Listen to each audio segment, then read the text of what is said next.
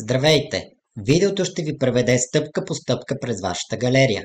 Кликнете върху линка, който сте получили на мейла. Въведете вашите име и имейл, за да влезете в галерията. Влезнахме в общия изглед на галерията с ваши снимки. Кликнете върху снимка, която искате да увеличите. С бутоните надясно и наляво навигирате към следваща или предишна снимка. Кадър, който сте харесали, маркирайте с иконката сърце.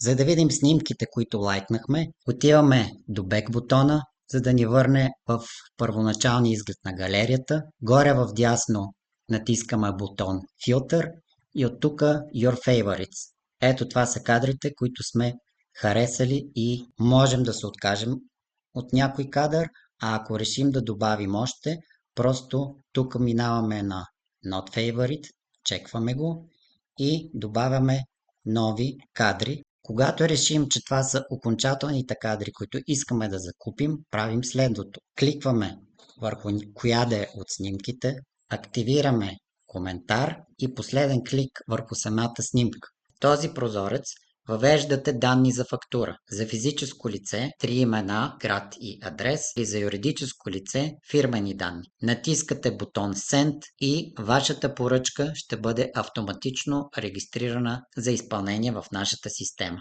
Следващата стъпка ще бъде да получите на вашия имейл фактура за плащане.